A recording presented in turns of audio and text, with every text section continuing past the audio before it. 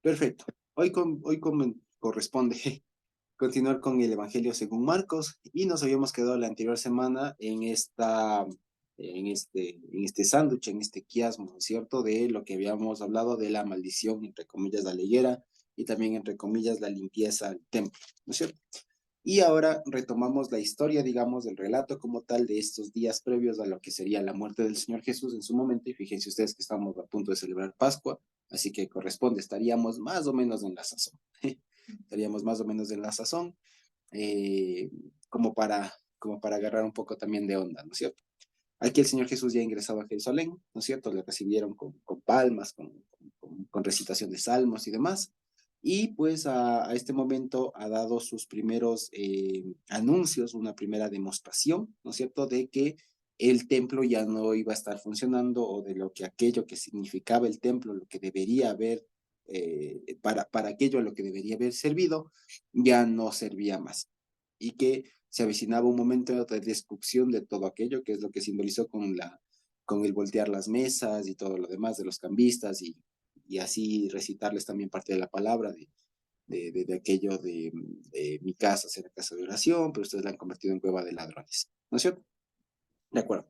Eso es básicamente lo que vimos la anterior semana y eso lo relacionamos con la parábola de la higuera, diciendo que, o viendo que de la manera como lo relata Marcos, está hecho de una manera de sándwich, en donde el evento de lo de la higuera encierra al evento de Jesús derribando las mesas de los cambistas, y que era un símil o digamos una forma en cómo Marcos eh, presenta un mismo evento, un mismo mensaje, que es esto de la destrucción del templo, debido a que ya no cumplía su función. Básicamente es eso, ¿no es cierto? Ahora, en adelante, en lo que resta del capítulo 11 y buena parte del 12, digamos, en adelante, se va a tratar otro tema, pero que es derivado de este. ¿Sí? Ahora, pongámonos a pensar. Para nosotros es muy fácil, digamos, ubicarnos desde la perspectiva cristiana o de todos los cristianos que en su momento leyeron y en su momento vivieron estos hechos. Pero si nos ponemos desde la perspectiva de los otros, ¿cierto? Surgen un montón de dudas. Porque para nosotros está claro el significado de que están claras las acciones, el significado de las acciones que hizo el Señor Jesús. Está claro que cuando Él voltea las mesas de los cambistas y les recita la palabra, es por lo que veíamos la anterior semana, la anuncio de destrucción al templo y demás. Pero si nos ponemos en ese momento a esas personas y a las autoridades del templo de ese momento, ¿qué creen ustedes que les debe haber estado pasando por la cabeza? Imagínense ustedes, son algunos de los principales sacerdotes de la época, ¿ya? Y el escenario es el siguiente. Hay un profeta, hay alguien que no tiene estudios formales, ya que no se ha adscrito, que no se identifica con ninguna de las corrientes judías de la época, es independiente, y además viene y mueve un montón de gente, ¿ya? Mueve un montón de gente, tiene enseñanzas interesantes, pero que a veces chocan con la tradición, ¿ya? Tiene eso. Y además viene acá al templo, es recibido con alegría, con alboroto y todo lo demás, pero, eh, pero resulta que cuando llega al templo, no tiene, digamos, lo que hace es derribar las mesas y hacer un acto contra el templo, de alguna manera. Si cada uno de ustedes fuera uno de estos sacerdotes o de las autoridades del pueblo, del templo ahí, ¿qué pensarían ustedes? ¿Cuál sería su reacción ante eso? Pensaría que es alguien que está en contra de Dios, porque ellos tenían como su estructura y estaban convencidos que eso no era Dios, pienso yo. Ok, muy bien, Natita. ¿Alguien más?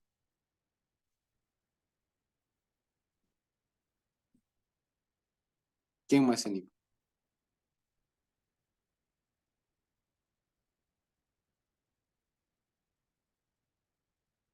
¿Quién más se anima? ¿Qué pensaríamos? ¿Qué pensaríamos si fuéramos desde el otro lado? Porque nosotros de alguna manera justificamos todo lo que el Señor Jesús hace. ¿No es cierto? Pero si nos ponemos desde el otro lado, ¿qué actitud tomaríamos? ¿Qué ideas se nos vendrían a la mente? ¿Le justificaríamos? ¿Le diríamos gracias? ¿O qué? ¿O qué diríamos? Tal vez que es pecador. es pecador. ¿Y qué más? ¿Qué más preguntaríamos? O sea, primero, digamos, estaríamos de acuerdo en que aquello no está bien. O sea, a qué persona que respeten alguna medida del templo, alguna cosa, o que se diga predicador de la palabra del Señor, viene a ser semejante a esas cosas. ¿Cierto? ¿Qué más preguntaríamos, Dianitas? Shalom, hermanos, para mí sería como una amenaza. O sea, esta persona es una amenaza a mi poder, a lo que yo quiero, a lo que yo pienso, a lo que yo siento. Entonces, esta persona es una amenaza para mí. Le pondría en el plano de una amenaza, porque me está quitando eh, poder, podría ser. Sí, Ujú. eso. Una amenaza, muy bien. Muy bien, gracias, Dianita. Gavita, perdón. ¿Alguien más se anima? ¿Quién más? Hemos dicho una amenaza, un pecador, como alguien opuesto. De acuerdo. Ahora, está bien, digamos, pero fíjense ustedes. El relato que sigue va a plantear eso. ¿De acuerdo? Va a plantear cómo lo vivieron las otras personas y que es un argumento fuerte. ¿De acuerdo? Fíjense ustedes. Podríamos enfocarlo, como ustedes lo han dicho, desde un punto de vista de santidad, o sea, de con qué calidad moral viene este hombre a estar aquí, pero parece que no es la razón de que le acusaban de pecador, porque no tenían cómo acusarle de pecador, ¿de acuerdo? Así que van a tomar otra actitud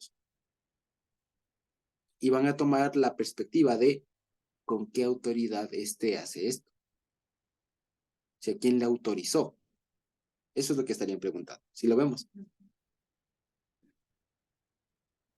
¿sí? Eso es lo que estaría pasando. Ahora fíjense, entonces con esta cuestión, nosotros lo que quería ver, lo que quería, digamos, que logremos, es que tengamos una perspectiva más amplia, porque a veces la Biblia que lo que nos cuenta de alguna manera es la perspectiva cristiana, la perspectiva del Mesías y demás, que es la adecuada, pero eso no significa que no debamos estar al tanto de cómo lo vivieron los otros.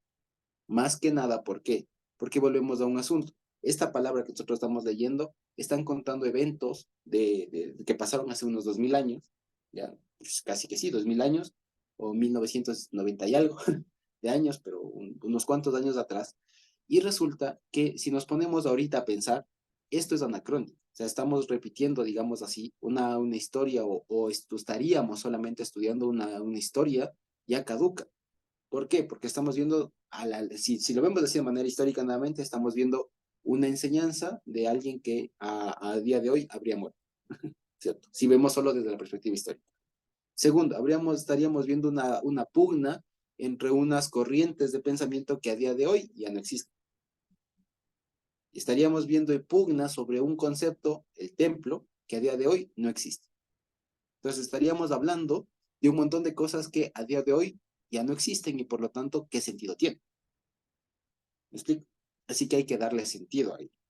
Entonces, lo primero es que debemos comprender que estos diálogos que se recogen del Señor Jesús con un montón de personas, llámese fariseos, saduceos, escribas, etcétera, etcétera, etcétera, de acuerdo, todas estas personas que se recoge ahí, las personas con las que va a discutir ahora el Señor Jesús, hay dos formas, de las tantas formas que hay como aproximarnos. La primera es como una manera meramente histórica, o sea, como documentar una historia que pasó, ¿ya? La otra es como entender qué quiso decir, un mensaje, si se quiere, teológico, alguna cosa así. Y la otra es como una herramienta que trascienda la barrera del tiempo. O sea, que trasciende eso pasó en esa época y sirvió para ese momento. ¿De acuerdo? Y eso es a lo que voy ahora. Porque la pregunta de aquí de fondo es algo que está tan, tan, tan fuerte, digamos, o tan cerca de los cimientos de nuestra fe, de nuestra educación, como decir que el Señor Jesús es Dios. ¿Ya? Y es algo con lo que ahora, incluso ahora, es algo que ya se ha dado por sentado y que por haberse dado por sentado, hay muchos problemas actualmente. Es el tema de con qué autoridad se hacen las cosas. ¿De acuerdo? Entonces, fíjense ustedes. Dice así, ahora, si yo les pregunto a ustedes, ¿no? ¿Con qué autoridad hacía Jesús las cosas? La respuesta es fácil, porque nosotros ya lo sabemos. La respuesta va a ser sencilla.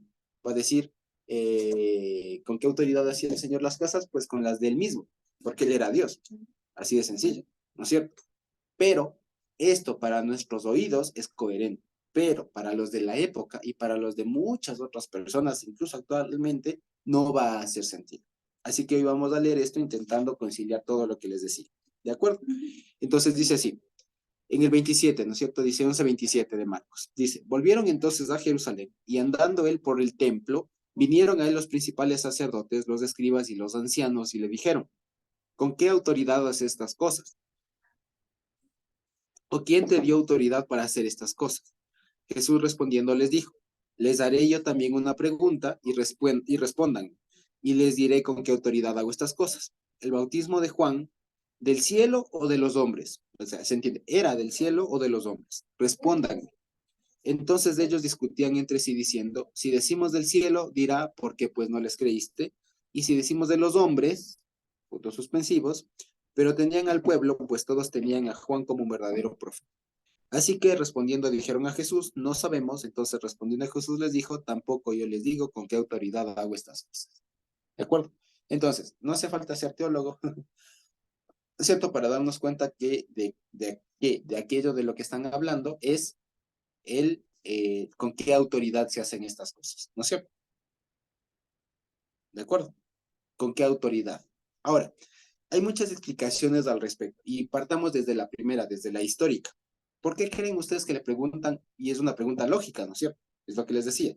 Para nosotros justificamos todo y se entiende y digamos, y valoramos de una manera positiva todas las cuestiones del Señor Jesús. Pero desde la perspectiva de los otros, sí surge esto de por qué, de con qué autoridad. ¿Por qué creen ustedes que pasa eso? ¿Natita o Nico? Suscito, a lo que te Ujú. refieres, o sea, ahora podemos decir, ¿no? Y para nosotros es con convicción decir con la autoridad de Dios, pero más bien creo que ellos estaban preguntando, o tal vez te hago la pregunta a ti, es de qué escuela vienes o qué maestro tuviste, ese tipo de cosas, a eso se referían al preguntarle con qué autoridad, porque es Exactamente. muy efímero decir con la autoridad de Dios, o sea, es Muy bien. como una cosa que Exactamente. no es, supongo que ellos con su visión muy terránea, no sé, con su visión de acá y hasta nosotros, ¿no? ¿Y qué pastor te mandó? ¿O qué? ¿De Eh, dónde eres? Eso exactamente. entiendo yo. Exactamente, muy bien, precisamente. ¿Por qué? Por lo siguiente, porque ahora, como veíamos incluso en el libro de Jueces, estamos en una época muy parecida a la que el Señor Jesús vino y muy parecida a la época de Jueces. Por lo siguiente, ahorita ya se da por sentada la idea de iglesias y basta con que haya alguna institución o institucionalidad como para asumir que esa vale. ¿Ya? Me explico. Entonces, eso, si bien en su momento sirvió de mucho, ¿no es cierto? Sirve de mucho, y dio forma y todo lo más, y digamos, de alguna manera es lo que debería pasar en algún momento. De acuerdo que se institucionalice y que no quede solamente así de alguna manera suelta, ¿cierto? Resulta que con el paso del tiempo eso se desfiguró. Estoy hablando tanto de lo que pasó en nuestras épocas, de nuestro tiempo, como de lo que pasó en ese momento, al momento en donde ya se dio por sentado que eso funciona, que eso era lo auténtico, pero como ya se desfiguró, después viene alguien que retoma el sentido original de las cosas y luego ese es el extraño, el que está mal. ¿De acuerdo? Entonces es lo mismo. Entonces esta pregunta, como bien lo anotaba la Natita, es eso. Lo que le están preguntando es, ¿y tú de cuándo acá? ¿Quién te dio la autoridad de esto? Ahora, eso implica, eso supone que hay una autoridad, o sea, que habría una forma en la que eso sea legítimo, en la que eso sea válido. Y es que alguien le haya autorizado. ¿De acuerdo? Entonces, preguntémonos, en esa época, ¿qué autoridades había que ellos puedan haber reconocido? Que digan, ah, bueno, o sea, no es que fulanito me mandó, ah, bueno, El Sanedrín, tal vez, podría ser no el sé, Sanedrín, ¿quién más? o también Herodes, no sé, como se me ocurre Ajá, alguna exacto, autoridad gubernamental. muy bien, exactamente. Pudo haber sido alguna autoridad romana, ¿no es cierto? Que me digo, no, es que yo vengo con autoridad de Roma y con eso me dio aquí está el decreto real, sellado por el César, me invento, ¿no? O por Herodes, de que derrumbe todo esto, ¿ya? Y ellos dirían, nos duele, pero bueno. O por otro lado, hubieran dicho, no, el Sanedrín me autorizó. O por último, podría haber invocado el nombre de alguien, ¿ya? ¿Por qué? Porque resulta que fíjense ustedes que aquí el tema no es que, digamos, de los fariseos y los que digamos, le encierran aquí al Señor Jesús o le enfrentan, no son fariseos, vale la pena decir, dicen, no son sacerdotes, escribas, ancianos, son la gente del templo, ¿no es cierto? Los que le confrontan, lo que le están diciendo es, ¿quién te dio permiso para hacer esto? En otras palabras, es, nosotros no te dimos la autorización, ¿sí? Entonces no está pensando en, no es que Gilel me dio la autorización, no es que Shammai, no es que fulanito, o los de Herodes, no. ¿Por qué? Porque los únicos que tenían autoridad sobre el templo y sus alrededores eran ellos. Entonces es una pregunta capciosa, porque no es que le están preguntando en buena lid. O sea, me explico, no le están diciendo en buena lid, oye, quién te ungió? ¿Cierto? O quién te mandó, ¿cierto? O no sé, quién te dio la autorización, demuéstrame el documento, alguna cosa. No, no están preguntando eso. Lo que están haciendo es una pregunta retórica. O sea, de, ¿quién te dio? O sea, si estamos aquí los sacerdotes, los principales y todos los demás, y nosotros somos los únicos que pueden dar autorización para hacer o deshacer aquí dentro, y nosotros no te hemos dado, ¿quién te dio? O sea, es una pregunta, digamos, que se responde sola. O sea, nosotros no te dimos la autorización, es lo que le están diciendo. Si lo notamos. Esa es la real pregunta que están haciendo en el fondo estas personas. No es que tienen un interés, digamos, legítimo por decir, oye, ¿quién te autorizó? ¿No? ¿Por qué haces esto? ¿No ves el daño que estás haciendo? Bueno, para justificarte, dinos quién te autorizó. No, lo que le están preguntando es, o lo que están diciendo a manera de pregunta, hechos los muy inteligentes, ¿no? Es decirles, le están preguntando, le están diciendo, nosotros no te dimos la autorización. En otras palabras, no eres de los nuestros como para que vengas a estar armando alborotos acá. ¿Sí me explico? Ese es el asunto. ¿Lo vemos? Ahora, fíjense ustedes. Ahora, si bien aquí le están preguntando, como vemos, aquí le están preguntando por quién te dio la autoridad, fíjense ustedes, aquí hay un diálogo que se da entre líneas de quién realmente tiene la autoridad. Porque fíjense ustedes, cuando alguien hace una pregunta, ¿de acuerdo? Le sujeta a la otra persona a que le responda. ¿Sí me explico? De tal manera que cuando se da una pregunta en este ámbito, el que responda es el que reconoce la autoridad del otro. ¿Por qué creen ustedes que el Señor Jesús respondía con preguntas? Especialmente a estos.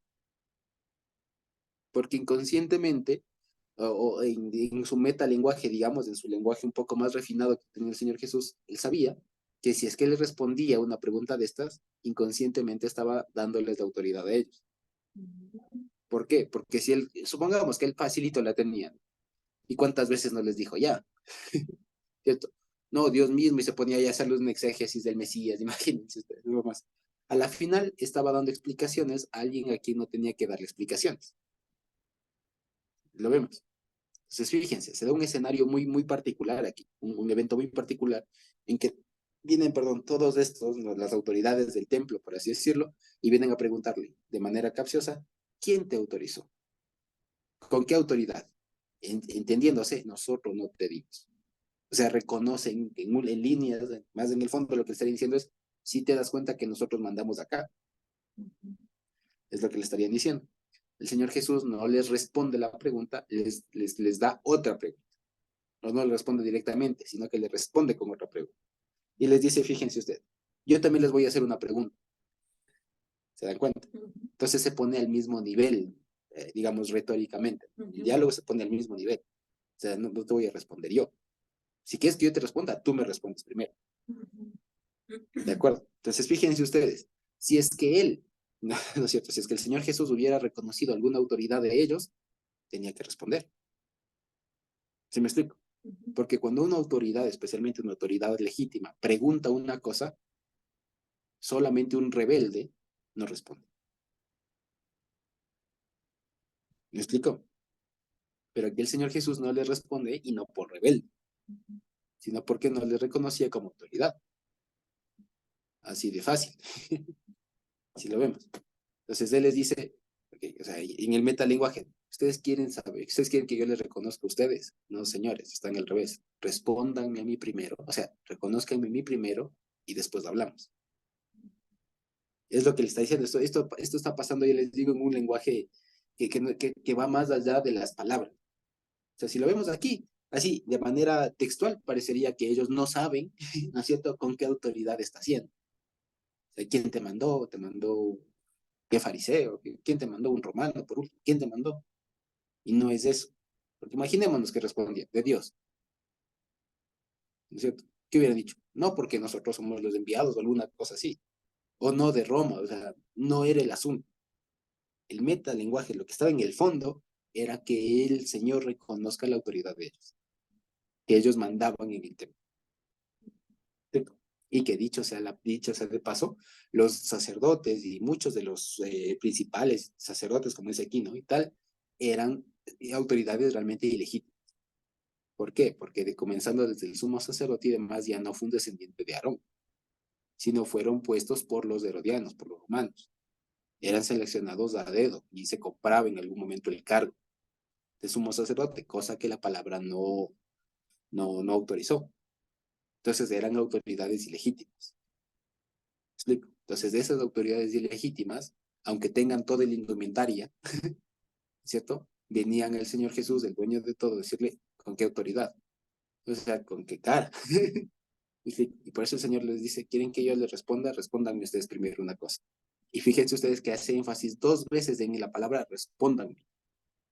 De tal manera que ahí, de manera muy entre líneas, le está diciendo, primero aquí van reconociendo ustedes quién soy yo, antes de que, o sea, ubíquense, les está diciendo en pocas palabras, ¿ya? Entonces, fíjense, yo también les voy a hacer una pregunta en el 29. Respóndanme, fíjense una vez. Y les diré con qué autoridad hago estas cosas. Y esto es una pregunta, esto es una respuesta que es un poco, digamos, irónica a la vez. ¿Por qué? Porque cuando él les dice, no, respóndanme y yo les diré, no es que estaba sujetando, está un condicional. Si ustedes me responden, yo les digo. Al revés, o sea, cuando ustedes respondan, esa respuesta, por así decirlo, es la que va a demostrar quién tiene la autoridad. ¿Con qué autoridad en todo caso así el Señor Jesús? ¿Sí me explico? O sea, con la respuesta que ellos se den, iba a estar implícita la respuesta a lo que ellos querían. ¿Ya? Y después dice, ¿el bautismo de Juan provenía del cielo o de los hombres? Respondan. Entonces, fíjense ustedes, si hubiera sido el Señor Jesús cualquier otra persona y hubiera sido una autoridad legítima y todo lo demás, ¿qué hubieran dicho así? Imaginémonos cualquiera de nosotros, ¿ya? Que alguien viene a mi casa, por así decirlo, que alguien viene a mi casa, ¿ya? Y me arma un alboroto, me desordena, me vuelca la mesa. Imaginémonos que me vuelca así las cosas. Y de pronto le digo, oye, ¿por qué haces esto? Y que me dice, y que me responda. A ver, para yo responderte, primero tú respóndeme otra cosa. ¿Me explico? Y que yo, el dueño de casa, me ponga a responder, a razonar cómo le respondo. Se dan cuenta cómo se vira ahí la tortilla de quién tiene la autoridad. O sea, cuando el Señor Jesús le está haciendo este tema, lo normal es que los otros hubieran dicho, los dueños de casa, entre comillas, los autoridades hubieran dicho, oye, ¿qué me estás preguntando a mí otra cosa? O sea, aquí voy quemando, soy yo. De alguna manera, inconscientemente, en las preguntas que el Señor les hace y cómo lo plantea, les está demostrando que Él manda, que Él tiene la autoridad, que es con su autoridad el que hace las cosas. Tan es así que los otros se ven sujetos a responder las preguntas a responder la pregunta que el Señor Jesús le hace. Si lo vemos. Entonces, fíjense que es un argumento muy interesante, una forma retórica, si se quiere, muy interesante de cómo el Señor Jesús trabaja con estas personas. O sea, dicho de otra manera, el Señor Jesús nos enseña incluso a utilizar el lenguaje para demostrar un punto sin necesidad de decirle, ¿qué te pasa? ¿Cuál voz o alguna cosa así como diríamos aquí en ecuatoriano, ¿no es cierto? ¿Ya? Cualquiera de nosotros imaginemos que vendría así, ya les digo, imaginemos que viene a la casa alguien sin necesidad, sin ánimo de robar, nada, solo de armar desorden. Viene a mi casa, arma un desorden, y le digo, oye, ¿qué te pasa? ¿Por qué estás haciendo esto? Y me planteé una cosa así, yo le diría, ve, no te estoy preguntando que me vienes aquí a mi casa a hacerme preguntas, o sea, respeta, tal, por último le denuncio, alguna cosa así, me explico, pero no me pondría a razonar con la persona. Que es un evento un poco irónico lo que está pasando acá. Pero lo que quiere decir el relato es que, de alguna manera, ellos reconocían la autoridad del Señor Jesús y que el Señor Jesús sabía cómo decir que Él mandaba sin decir literalmente, yo mando, aquí están mis credenciales, te saco la cédula, la parte de nacimiento, alguna cosa así. Sin necesidad de eso, con su sola autoridad, con su sola presencia, lo decía. Y los otros se sujetan, es lo más hermoso, ¿ya? Que los otros se sujetan y comienzan a discutir. Aquí hay una cosa, digamos, un tema lingüístico interesante, que era Vox Populi, como se llama, ¿no? Encontré una frase que se llama circunloquio, ¿ya? Es una palabra. Y es esto, por ejemplo, decir el reino de los cielos o decir el cielo en lenguaje bíblico del Nuevo Testamento y en parte del Antiguo Testamento es un circunloquio, es decir, es una forma más elaborada de decir algo que no se quiere decir de manera directa. O sea, en lugar de decir Dios, dicen el reino de los cielos o de los cielos. Es como decir, en lugar de decir no entiendo, decir veo que esta situación en términos de comprensión es difícil. ¿Qué quiere decir con eso? No entiendo. Eso es un circunloquio, ¿de acuerdo? O una perífrasis también se llama, ¿de acuerdo? Entonces esto de decir el reino de los cielos o Dios o alguna cosa así, es una perífrasis, es un circunloquio, es decir, es una forma más elaborada que se utilizaba en la época para referirse a Dios. O sea, para no decir Dios, en lugar de decir Dios, decían el reino de los cielos. ¿Ya? Pero es lo mismo, ya les digo. Es como, es como en lugar de decir sí, decir no veo por qué no. Por ejemplo, ¿no? En lugar de decir sí, decir alguna otra cosa. ¿Ya? Algo así. Entonces aquí cuando le dicen, el bautismo de Juan era del cielo o de los hombres, salud. ¿No es cierto? Era del cielo o de los hombres, respóndanme, y ellos se ponen a cavilarnos. Si respondemos del cielo, si respondemos de los hombres, no sé qué, que no sé cuándo se ponen ahí a cavilar, ¿no es cierto? El asunto, más allá, o sea, el asunto de la pregunta trasciende a lo que ellos se ponen a responder o a balancear ahí en sus argumentos. Si respondemos del cielo, o sea, fíjense ustedes del argumento del Señor Jesús, la dinámica que él tiene y la autoridad que él tiene, que les hace a nosotros, les sujeta y les hace entrar en ese jueguito de, bueno, ¿qué le respondo? ¿Qué es mejor responderle? Sí me explico. Josué, No sé si lo vemos. Josué. Sí, sí, Sí, también es bueno notar que cuando en otras ocasiones se dice, ¿no? Que la gente le oía con mucho interés y todo, y porque les enseñaba como quien tiene autoridad y no como los escribas, los fariseos, todos ellos. Eso nos da la pauta para ver que el pueblo que realmente es el destinatario de la palabra, ellos sabían y estaban conscientes que quien les estaba hablando era un maestro que tenía autoridad. Y aunque no estaba juntamente con los escribas, fariseos y con todos ellos, sin embargo, este hombre que predicaba, que enseñaba, tenía mucha autoridad que era aceptada y recibida por el pueblo y no como los fariseos, como dicen, ¿no?, en muchas partes, y no como los fariseos, es decir, que ellos enseñaban sin la autoridad, sin autoridad. Entonces, ¿por qué? Porque nos dice también en otra parte que muchas veces ellos hacían y ponían cargas sobre el pueblo que ellos no lo tocaban ni con el dedo. Entonces, el asunto es que el pueblo sabía diferenciar bien claro quién enseña con autoridad y quién enseña quizá por obligación o por algún interés. Eso es lo que pasa también en la actualidad. Hay enseñadores que lo hacen por intereses y hay enseñadores que lo hacen por convicción y por mandato de Dios. así es, efectivamente, así es, tal cual. Y aquí lo que el Señor Jesús está diciendo es, es demostrando de una manera muy pedagógica que Él es la autoridad, o sea, que Él manda.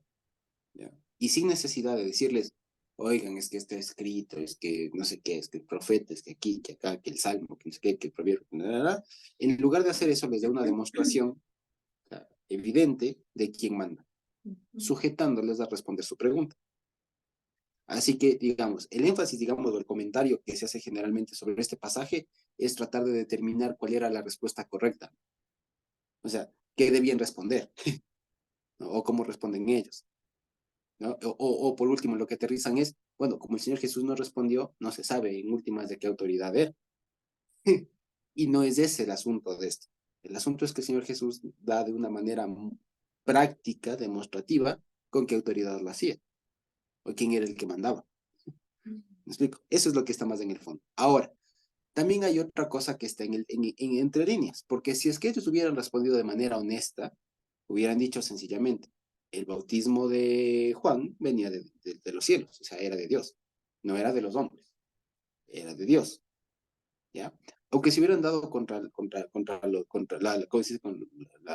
Los dientes contra las piedras, ¿no es cierto? Aunque se hubieran dado en la boca, como decimos nosotros, se hubieran contradicho y todo lo demás, como ellos mismos lo anticiparon, ¿no? De que les hubiera dicho, ¿por qué pues no les creíste? El asunto es que si es que ellos hubieran respondido de manera directa, hay una cuestión ahí entre líneas. Porque fíjense ustedes, ¿por qué Jesús les pregunta sobre Juan, el Bautista? ¿Por qué les pregunta sobre Juan? Puedo haberles preguntado sobre cualquier otra cosa, pero ¿por qué le pregunta sobre Juan? Porque Pregunta. Juan el Bautista siempre le estaba diciendo al pueblo que iba a venir alguien superior a Ajá, él, el Hijo de Dios. Pero muy ellos bien. le creían, se burlaban. Ajá, punto uno. ¿Y qué más? ¿Qué más hizo Juan?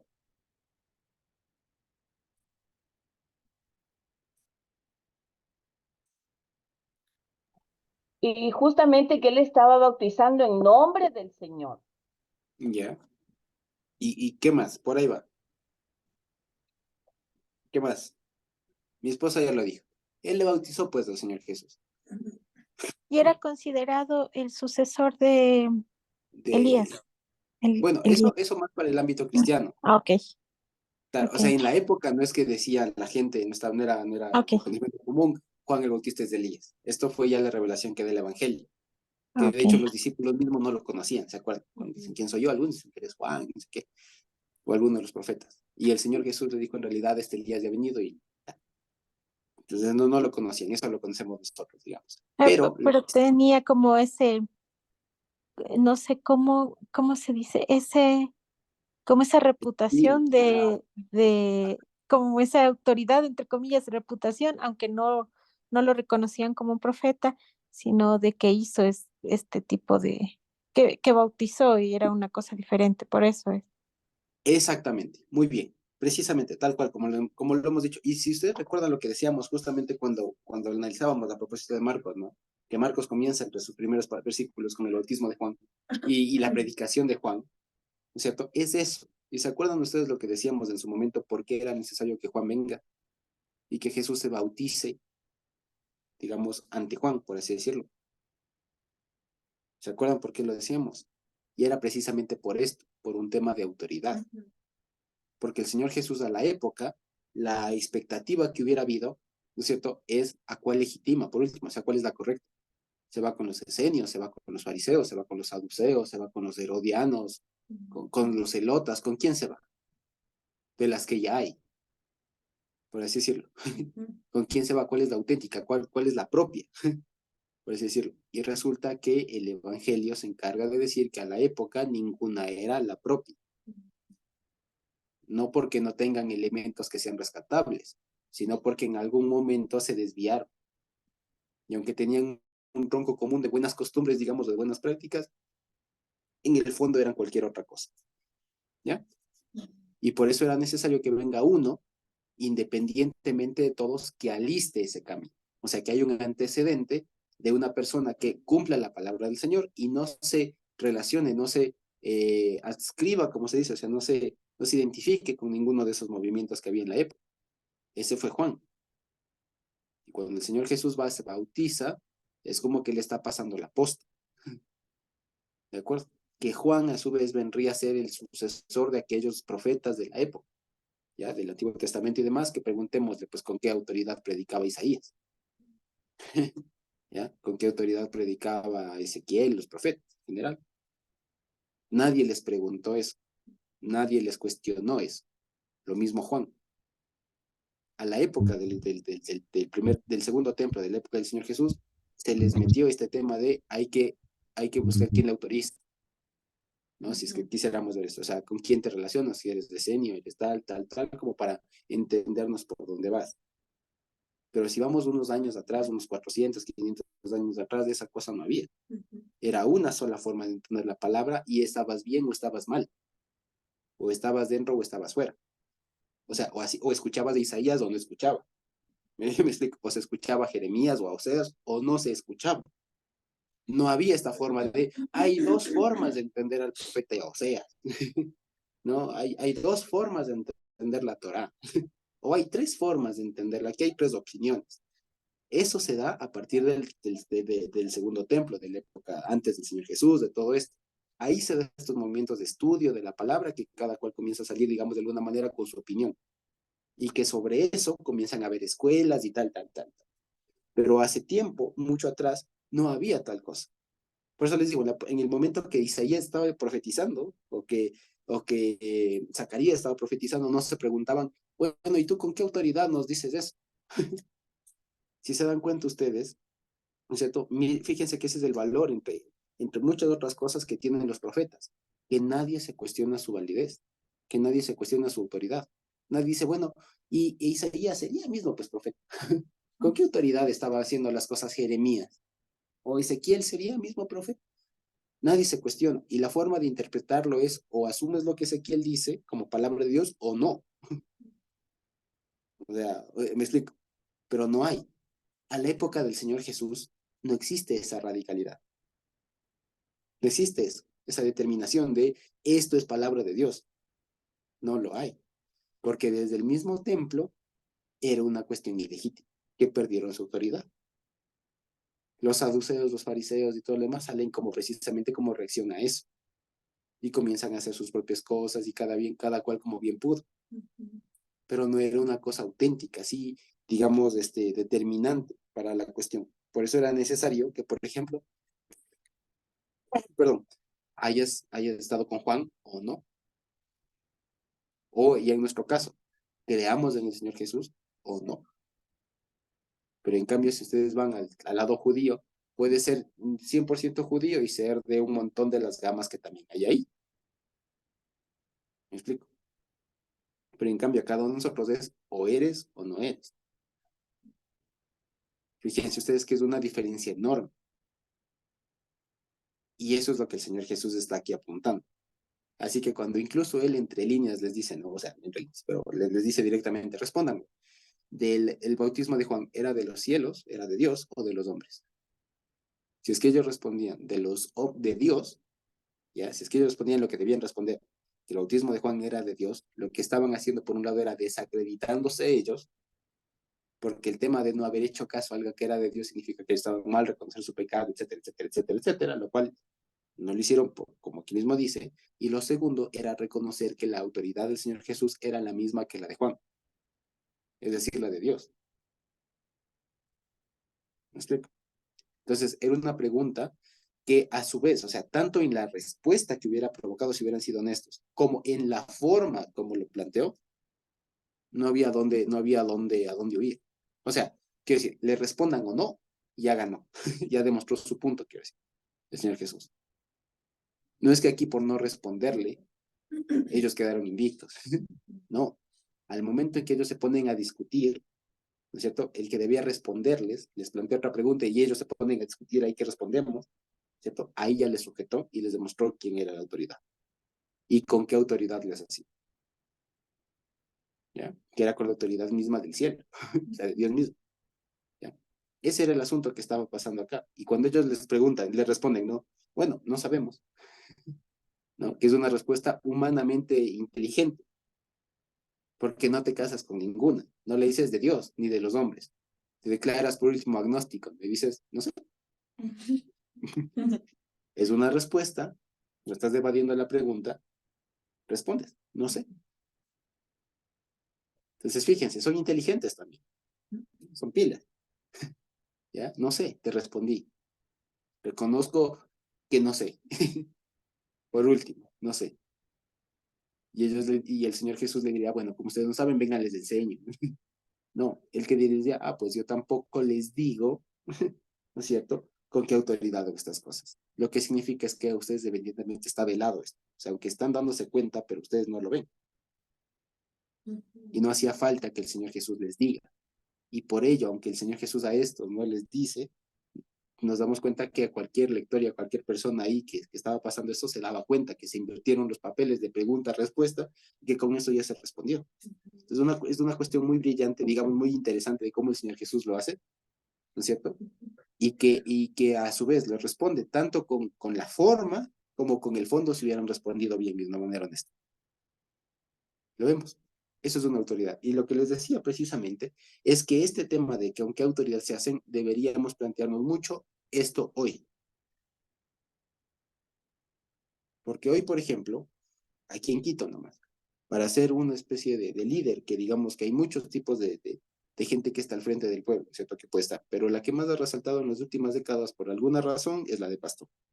Y hoy, por ejemplo, para ser pastor reconocido, se necesita que una denominación o una iglesia le otorgue el carnet por tal o el nombramiento como tal, o bien que se vaya a un instituto y saque el título de pastor, ¿ya? Y es pastor, o bien comprar la credencial ¿cómo se llama? En el cuerpo de pastores, porque al final es un trámite que cuesta el precio, ¿ya?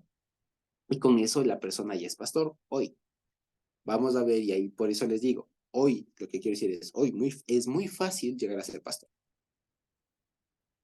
¿ya? Por tener el título. Ahora, por eso les decía, ahora hay que estar muy atentos y en general de todo lado, hay que siempre estar pendientes y dudar si se quiere. No porque alguien venga con algún atuendo o con algunas credenciales, incluso hay que recibir sin más. Sí es bueno preguntar de vez en cuando, ¿con qué autoridad hace usted eso?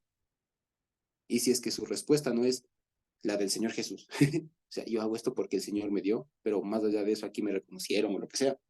O sea, y si en lugar de eso se respalda, no es que yo estudié, es que aquí está mi título, licenciado en teología, consejos pastorales, no sé qué, alguna cosa así, o PhD en no sé qué cosa, ¿no es cierto? En lo que sea. O no, es que a mí me comenzaron a decir pastor y ya estoy. O no sé, cualquier otra cosa, me explico. O no, es que yo hice el trámite aquí, seguí un curso. O no sé, o es que a mí a la final yo completé el trámite y aquí tengo la credencial dada por tal institución. Si se basa solamente en eso, pues hay que dudar. Hay que dudar. No se niega de la buena fe, de la buena intención de ayudar, lo que sea de servicio, pero hay que dudar de la autoridad, porque cualquier persona que está, digamos así, está consciente de que lo hace porque Dios lo ha mandado, porque Dios le ha capacitado y porque Dios literalmente le ha capacitado para hacerlo. O sea, le ha dado todos los mecanismos, todo y tal. ¿Ya? O sea, es todo eso y se ve. Y más que nada, como bien lo veíamos de la parábola de la higuera, en este tema de la autoridad, lo que mucho priman son los frutos. ¿Me explico? Entonces, no importa tanto la indumentaria, sino que los frutos sean de justicia. Y de eso precisamente se ve o se trata la siguiente parábola. Lo que le va a seguir enseñando el Señor Jesús, así en términos chiquitos, a ver si lo avanzamos ahora mismo, es eso. Les va a poner lo que ya les dijo aquí a través de una parábola. Que, dicho sea de paso, es una parábola que está inspirada en varias, al menos en 3 partes del Antiguo Testamento. ¿Ya? Lo vamos a ver porque está relacionado. Y en realidad esto con el tema del pago de tributo al César y este tema de los saduceos y la resurrección, todos estos temas versan en torno a la autoridad del Señor Jesús. Y y el rol, digamos, la posición desde la que va a hablar el Señor Jesús no es la de maestro como tal, sino más bien va a ser va a tomar el rol como de jefe, de gobernador, del que manda, digamos, o si se quiere incluso hasta de juez. ¿Ya? No es solamente un maestro que está derrochando su sabiduría, si se quiere, no, sino que está tomando el rol, si se quiere, de autoridad. ¿Ya? Porque le ha preguntado y cuestionan, como ponen, ¿no? Se cuestiona la autoridad de Dios, del Señor Jesús, pues él va a demostrar su autoridad y lo hace no desde el rol, como les digo, no de maestro, de buena gente, de pastor, digamos así, sino lo va a hacer desde la autoridad. Si se quiere, una especie de juez o alguna cosa así, ¿ya? Y les enseña o pone su autoridad, ejemplifica su autoridad a través de la parábola esta del dueño de la viña, como se le conoce, ¿cierto? Y dice así, Entonces comenzó Jesús a decirle por parábolas. Y aquí les voy a pedir que estemos muy atentos y despiertos a ver qué partes de la palabra. Hay algunas palabritas en realidad que son las que nos van a detonar a historias del Antiguo Testamento. ¿De acuerdo? Entonces dice, entonces Jesús comenzó a decirles por parábolas. Un hombre plantó una viña, la cercó de vallado, cavó un lagar, edificó una torre y arrendó a unos labradores y se fue lejos. Y a su tiempo envió a un siervo a los labradores para que recibiese de ellos algo del fruto de la viña. Pero ellos, tomándole, le golpearon y le enviaron con las manos vacías. A otro, volvió a enviarles a otro siervo, pero apedreándole le dieron en la cabeza y también le enviaron afrentado. Volvió a enviar a otro y mataron y a muchos otros, golpeando a unos y mataron a otros. Por último, teniendo un hijo amado, ¿ya? Lo envió también a ellos diciendo, tendrán respeto a mi hijo. Pero aquellos labradores dijeron entre sí, este es el heredero, venid y matemos, y la heredad será nuestra. Y tomándole, le mataron y le echaron fuera de la viña. ¿Qué pues hará el señor de la viña? Vendrá y destruirá a los labradores y dará su viña a otros. Ni aún esta escritura habéis entendido, habéis leído. La piedra que desecharon los edificadores ha venido a ser cabeza del ángulo. El Señor ha hecho eso y es cosa maravillosa a nuestros ojos. Y procuraban prenderle, pero porque entendían que decía contra ellos aquella parábola, pero temían a la multitud y dejándole se fue. Ok, este pasaje aquí se divide en dos partes. Uno, como tal, la parábola esta de la viña, y dos, la interpretación que da a partir del Salmo 118 que está citando, lo de la piedra que rechazaron los edificadores, ¿no es cierto? Ahora, en esta parte, la primera parte, la parábola como tal, hasta el versículo 8, ¿no es cierto? Si ustedes pueden ver o identificamos algunas partes, digamos, de la palabra a las que se haga referencia, algunas historias bíblicas, la una les digo, la primera, la premisa como tal, esta de un hombre plantó una viña, cavó un lagar, puso una torre, la acercó, cavó un lagar, puso una torre y tal, y era una viña. Eso sale literalmente casi copia, digamos, de Isaías 5. ¿Ya? En Isaías 5, si ustedes ven del 1 al 7, está ahí una parábola igualita. ¿Ya? Igualmente dice, bueno, comienza diciendo, déjenme cantar, quiero cantar un cántico de mi amado, el cántico de la viña de mi amado, dice así, ¿ya? Y comienza diciendo, mi amado tenía una viña y la cercó, dice igualito, y la cercó, le quitó las piedras, cavó un lagar y puso una torre. Solo que en lugar de como aquí en Marcos dice, y la dio a unos trabajadores, ¿no? Allá dice, y plantó vides escogidas. Y dice, pero en lugar de dar uvas, dio uvas silvestres. ¿Qué hará el Señor a esta uva? Y comienza a como a decir, esta viña que yo cuidé tanto, dio mal fruto, la voy a dejar sin vallado, lo voy a poner otra vez piedras, voy a dejarle mal, para que entienda. Y al final, en el versículo 7 de Isaías 5, dice, la viña, o las uvas, la viña es la casa de Israel. Y las uvas silvestres son los hijos de Judá, que debiendo haber hecho justicia, hicieron vilezas y en vez de haber hecho rectitud, hicieron cosas malas. ¿Ya? Entonces, fíjense, esta primera parte, la premisa, viene de ahí. ¿Ya? ¿Cuál es la comparación entre las dos cosas? Que habla más o menos de lo mismo.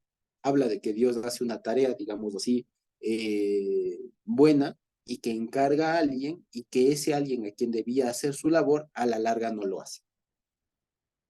Consecuencia de ello, el Señor toma otras acciones, si se quiere, destructivas. En Isaías lo que hace es quitar todo lo que puso y dejar que esa tierra se eche a perder, ¿no es cierto? Y acá lo que hace es mandar a 1, a 2, a 3, a 4, a 5, y finalmente mandar al hijo. Como terminan matándole, él mismo viene y los destruye, y da la viña a otros. ¿De acuerdo? Esa es la cuestión, digamos, la primera que les digo que es tal vez la más complicada, porque Isaías no siempre tenemos de la mente. Pero ese es Isaías 5, si ustedes quieren verlo, es del 1 al 7. ¿Ya? La premisa. No es igualito en todo, en el mensaje sí. Ahora, más allá de eso, ustedes pueden encontrar alguna otra alusión, alguna otra historia o historias de la Biblia, del Antiguo Testamento, por ahí, o palabras que les detone algo.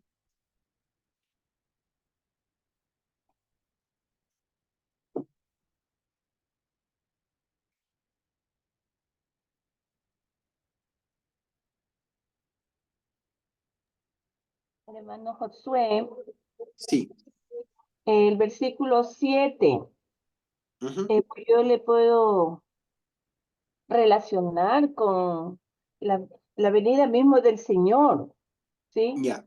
Dice, por último, teniendo ahí un hijo suyo, amado, lo envió también a ellos diciendo, tendrán respeto a mi hijo, ¿no? Entonces, Ajá. mire, como nosotros teniendo el Hijo de Dios y no le respetamos, más bien lo ultrajamos hasta llegar a quitarle la muerte.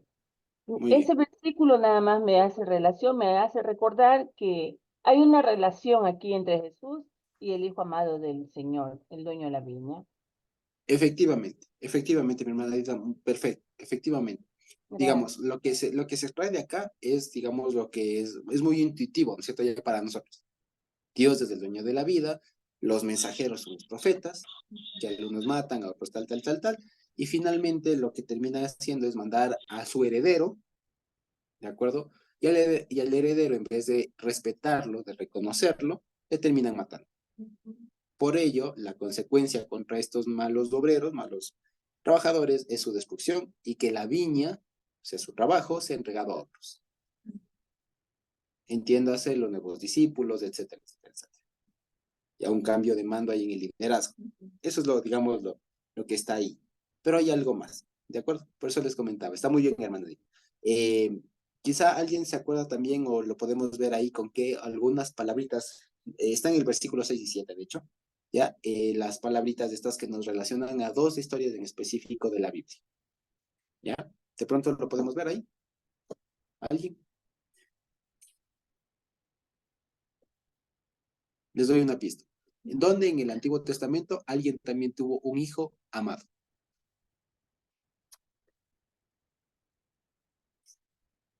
¿Quién? Jacob que tuvo a José, ¿no? Ok, pero ¿de quién más? Abraham e Isaac. Abraham, muy bien. ¿Se acuerdan ustedes precisamente? Eso está en Génesis 22:2, cuando le dice a Dios a Abraham, levántate, toma tu hijo, a tu único, al que Alma amas, amada. al Sí. amado. Ahora fíjense ustedes, tómense ustedes en cuenta que también tiene la misma cuestión de aquí en el fondo. Un papá y el heredero que va a morir. Porque justo donde aparece este tema del hijo amado con Abraham es en el capítulo donde Dios le dice que sacrifique a Isaac. Y ya sabemos todas las implicaciones de eso. Tengan en cuenta. Segundo, ¿a quién en la historia bíblica también alguien dijo, vengan, matemos? Los Ahí hermanos sí, de a Jacob. José, ¿Los perdón, hermanos de quién? de José. De José, muy bien, exactamente. Cuando venía él a verles más con su túnica de colores y todo lo demás, ¿se acuerdan cómo ponen ahí? Con su Así túnica fue, y todo lo así demás. fue. Dicen, ahí viene el soñador, vengan, matemos. ¿Y qué Así pasa? Pero fíjense con la simbología. ¿Qué pasa con el heredero? Fíjense, es otro heredero sobre el cual los que debían portarse bien no se portan bien, procuran su muerte. Sí lo vemos, Les es quitada la primogenitura y les dada a exactamente. José. Les desquitada. Pero fíjense las dos relaciones que hay aquí. O sea, primero está hablando está partiendo, fíjense cómo el Señor construye esta parábola. Está dando una profecía, una parte de Isaías, y a eso lo relaciona con eventos de Abraham e Isaac, con el primogénito, con el que era el cumplimiento de la promesa del Señor, ¿ya? Y con el evento de la muerte de él, del sacrificio, y todos sabemos que fue que a punto de matarle sale el corderito, digamos, todo más del animalito, ¿no es cierto? Y después con José, el heredero, el primogénito finalmente de Jacob, ¿no es cierto? Cuyos hermanos también le tienen envidia, no le reconocen y le quieren matar. Y sabemos todo lo que pasó con José, a partir de Génesis 37, que fue vendido, que después se revela como el hermano y el dueño de medio Egipto, ¿cierto? O el que mandaba en medio de todo Egipto. Fíjense ustedes que en las dos figuras que se está evocando aquí está la idea de autoridad. Pero fíjense, la autoridad en función de algo muy importante. La autoridad en función de ser heredero. ¿Sí se dan cuenta? ¿Sí lo vemos? Entonces, fíjense, aquí está diciendo quién tiene la autoridad. Y lo que está diciendo aquí, el que tiene la autoridad es el hijo. Que el hijo, aquí para que de una vez nos terminemos de concentrar, ¿no? mucha en la teología cristiana se ha hecho énfasis en la palabra Padre, Hijo, Espíritu Santo, la famosa Trinidad, el triangulito y no sé qué, no sé cómo, no sé cuándo. Pero hemos visto de muchas maneras que eso, como he explicado muchas veces, de manera interna, esa forma de explicar esos aspectos de Dios es coherente. De manera interna es una cosa que se sostiene. Pero cuando se ve de una manera externa y con muchas otras variables y más consideraciones de la Biblia, más información, no se sostiene. Eso significa que no es una respuesta que satisfaga todas las cosas que se ven en la Biblia. Así que por ello, la cuestión de la Trinidad, Padre, Hijo, Espíritu Santo y tal, no se sostienen bíblicamente en su integralidad. O sea, si le pasamos por un escáner, si se quiere, a la doctrina, si se quiere, o la enseñanza de la Trinidad por toda la Biblia, en algunas pasa y en otras no. Y en las más importantes no pasa, por así decirlo. Entonces, ¿cómo entender esto de las veces que aparece la palabra hijo y todo lo demás? Aquí este pasaje es uno muy importante, porque fíjense ustedes, la palabra hijo tiene una correlación con la palabra heredero. Si lo notamos en este pasaje. El papá en la historia está diciendo mandaría a mi hijo, a él respetarán. Y lo que ellos entienden es aquí viene el heredero. Y ellos entienden, porque fíjense, y es una cosa muy interesante, porque fíjense, esto que estarían diciendo los trabajadores malos es ilógico. ¿Por qué? Porque si fuera el hijo y le matan al heredero, ellos ¿con qué derecho se van a quedar? Si todavía vivía el papá. O sea, en todo caso, tendrían que haberles matado, de haberse deshecho del hijo y del papá. Ahí podían de alguna manera pretender heredar todo. Pero fíjense cómo está construida la historia. Para ellos, el dueño de todo es el mismo hijo. ¿Sí se entiende? ¿Ya?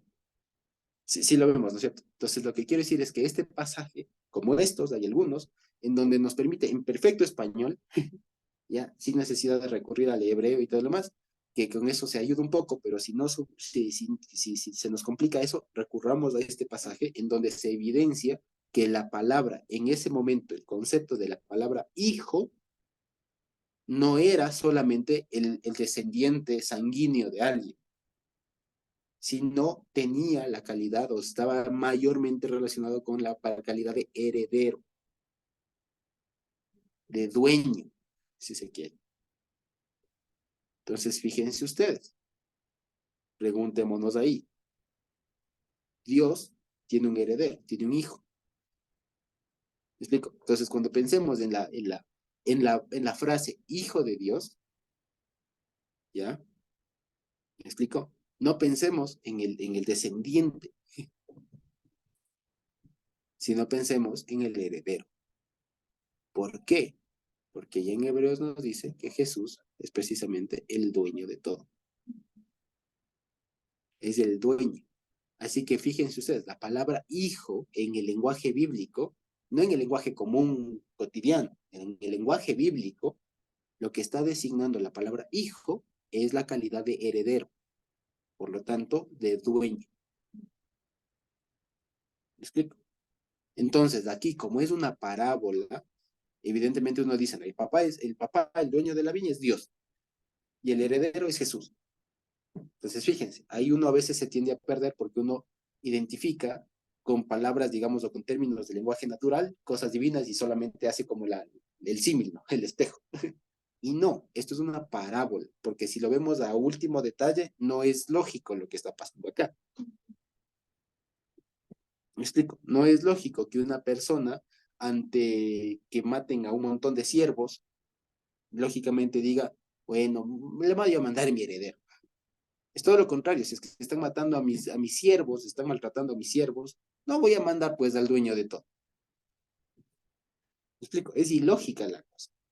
Pero esto está construido con un lenguaje, o sea, está construido a partir de palabras comunes, está explicando una cosa mucho más profunda.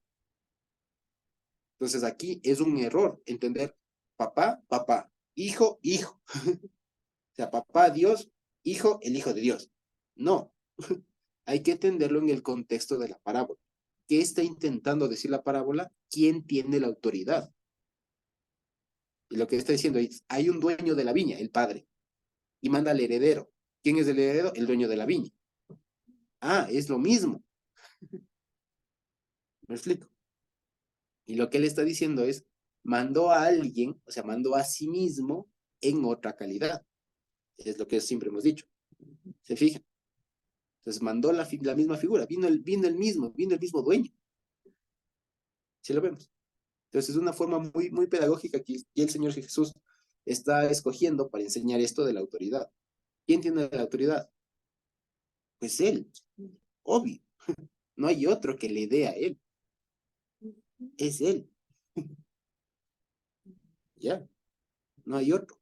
Y cuando Dios mismo viene aquí, cuando el dueño mismo viene a ver aquí cómo está su obra, me lo mata.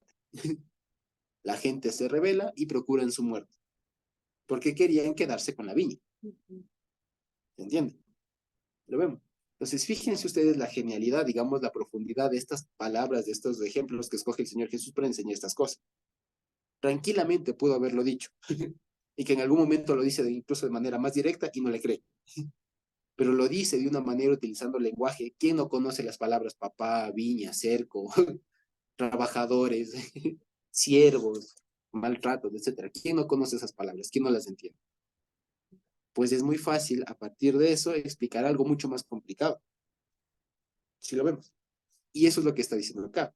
Y lo que está diciendo más en el fondo, en últimas, es acuérdense de esas partes de la Biblia, como la de Abraham con Isaac, como la de José, lo que representan. Acuérdense ustedes que Isaac era el que estaba destinado a morir.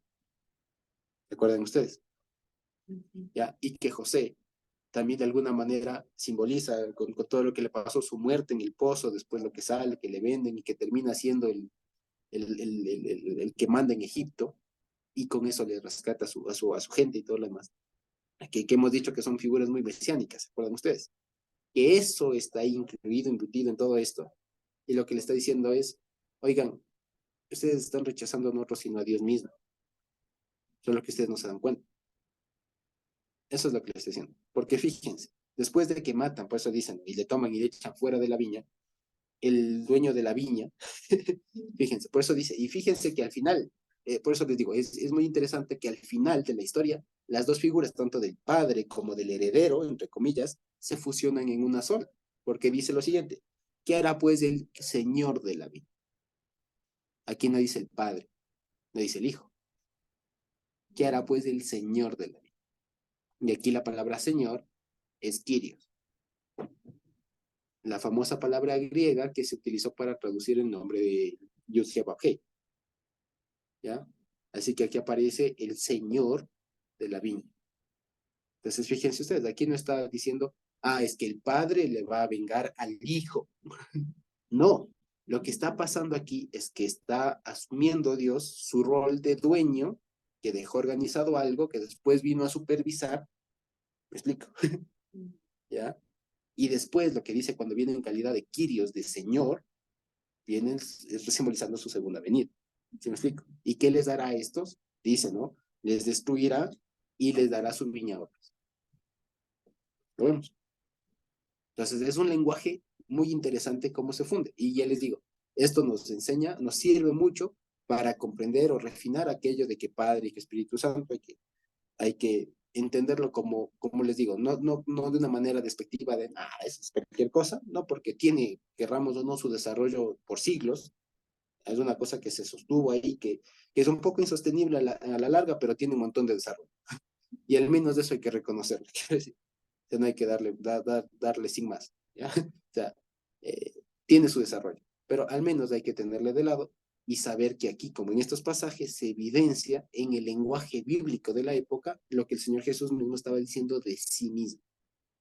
Y que después, ¿no es cierto?, lo que va a terminar diciendo es apuntando por último, a una parte de la palabra, ¿no es cierto?, en donde ya se refiere a sí mismo, la famosa piedra del ángulo y todo lo demás. ¿Sí? Eso, Carmita y después Natita Nico. Sí, es importante lo que estabas diciendo, el tema de tener atención al lenguaje de la época. Para nosotros, hoy decir hijo es un hijo de papá y mamá, ¿no? Pero digamos en los términos en hebreo donde está escrito la palabra hijo, aparece como Juyó, esa palabra ese término es un término más bien legal, no es como nosotros lo vemos, ¿no? Entonces, como un título que justamente tiene su significado de heredero, de poseedor, de dueño finalmente, porque es un término legal. Por ejemplo, en Primera de Juan 2, donde el apóstol Pablo dice, hijitos míos, ahí no aparece esta palabra porque es otro término, es technion, es como, ahí sí se refiere a pequeñitos, hijos, en el sentido como nosotros entendemos la palabra hijo, ¿no? Entonces, este es más bien un término legal y en la época, como suele decir Eric, son términos, ay, se me olvidó. Él sabe decir que estos términos, tanto de Abba como el Ben, el Padre, el Hijo, son, o sea, técnicos, ¿no? Términos técnicos de la teología de la época, de cómo entender las cosas, pero más allá es como, a mí me gusta ver como términos jurídicos para poder comprender la valía de esas palabras y que podamos ir renovando la mente para no verle como pequeñitos hijitos de papá y mamá o solo de una manera natural, digamos. Eso. Así es, sí, gracias, Carmita. Así es, justamente, por ejemplo, ¿se acuerdan ustedes cuando veíamos este tema del niño que le coge y todo lo demás? ¿Se acuerdan que aparecen? Hay muchas palabras en griego para decir niño, hijo, etcétera, ¿no? O la otra es filio, por ejemplo. Es el hijo, pero ese es el hijo natural, el descendiente. Exacto. Entonces, sí, sí, gracias, Carmita. En a ti, técnico, estaban levantando la mano también. Sí, sí, Josuecito, me parece increíble, o sea, ver este símil de cómo, primero entender la palabra hijo que se está utilizando en esta parte, que es hermoso y que habla acerca del mismo Señor y de su segunda venida. Me parece precioso y, y es justamente esa parte donde se reforzaba que era padre e hijo y solo falta el Espíritu Santo. Es lo que a mí me daba como un soporte de decir, no, si es padre e hijo, pero ahora entiendo que es el mismo que se entregó se me hace a mí más claro. Ahora yo quería preguntar si esta parte se está ya, para mí ya está clara. Nosotros como herederos también, no, como coherederos del Señor, quisiera tener eso también claro, eh, y tenemos la autoridad del Señor, ¿no es cierto? Entonces, estoy un poco confundida en que, en que la au- somos herederos de la vida eterna, pero tenemos la autoridad del Señor y cuando a nosotros nos pregunten, eh, o sea, más bien que se vea en nosotros o que no nos pregunten, que se vea esa autoridad. No sé si ya me hice un poco de lío, pero, o sea, quiero saber cómo nuestra herencia, como nuestro legado y nuestra autoridad, hablando nosotros como pueblo de Dios. Eso quisiera saber, y con referencia a esta parábola. Sí, no sé si te entendí bien, Natita, pero creo que el tema de la herencia, digamos, es de ambos, es de ida y vuelta, quiero decir. ¿Y por qué, digamos, nosotros a su vez también podemos decir ahora, ¿no? Que somos hijos y tal, porque Dios nos ha adoptado, hemos sido hechos hijos y demás? Es por una cosa. De hecho, hay una parábola en las, eh, ¿qué iba a decir? En la, es que no es del Talmud ni de la Mishnah, es en la literatura judía igual del segundo siglo después de Cristo, que hay un libro que se llama Sifrei de Barim, ¿ya? O sea, es el Sifrei de Deuteronomio.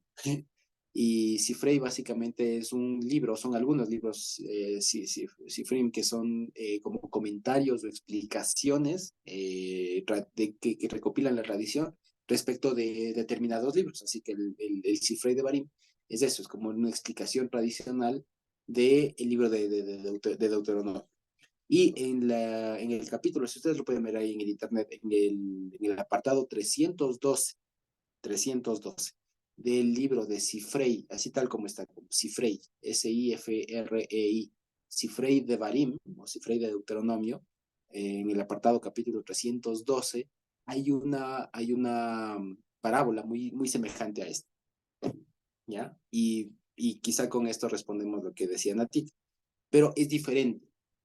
Aquí la parábola es que Dios tiene un dueño de una viña, tiene una viña, la prepara, la cerca, etcétera, etcétera, etcétera, ¿no es cierto? Le da a unos arrendadores, a unos trabajadores, la malcuidan, ¿no es cierto? Y manda a su hijo, matan al hijo y después él va, lo venga, por así decirlo, ¿no es cierto? Le da su retribución a estos malos trabajadores y da la viña a otros.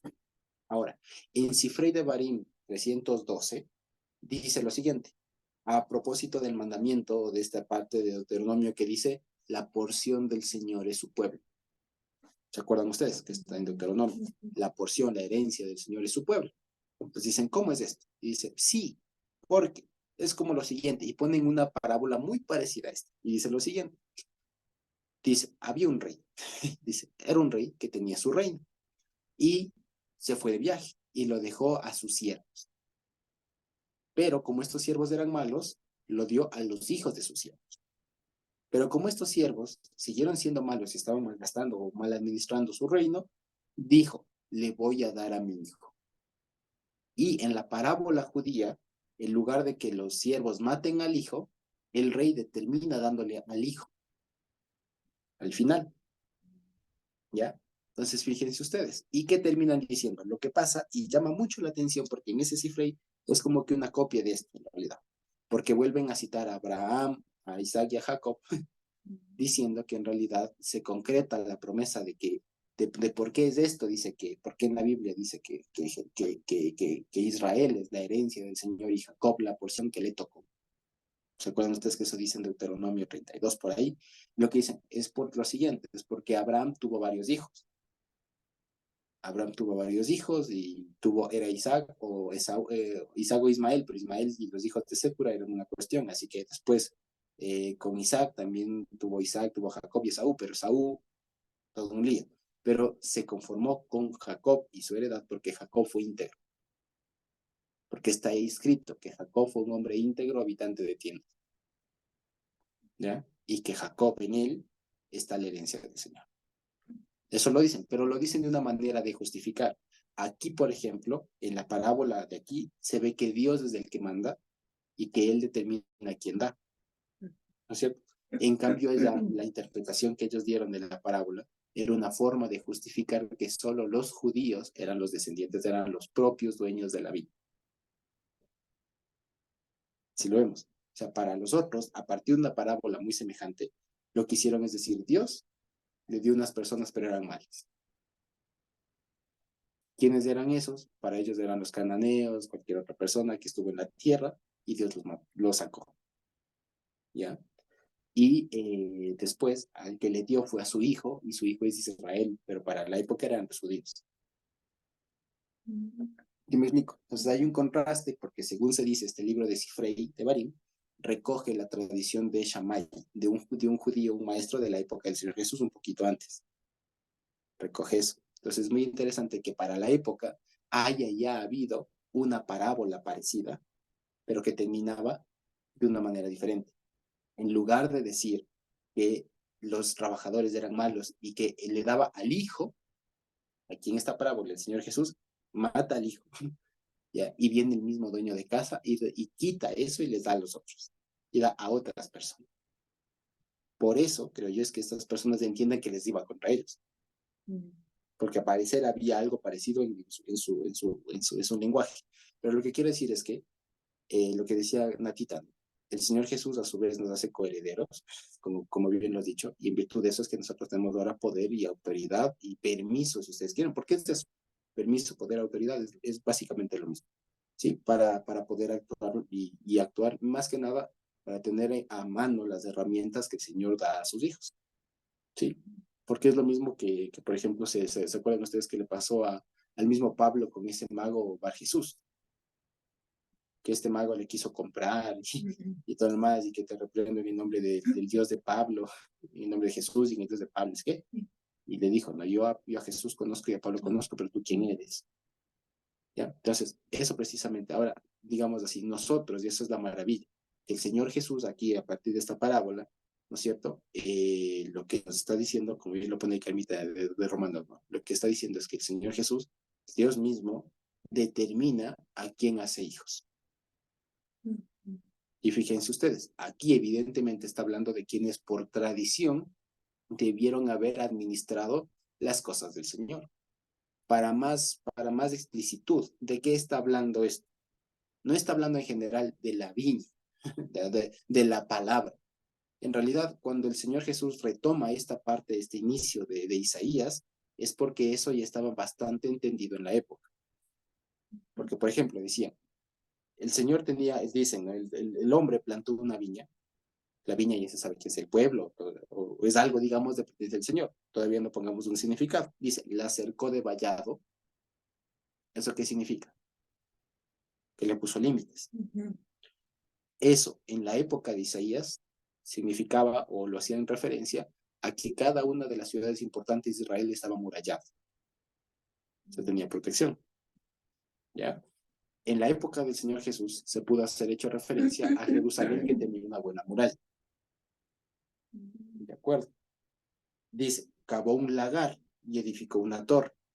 Ahora, el lagar es el lugar donde se pisan las uvas y la torre es el lugar de vigilancia.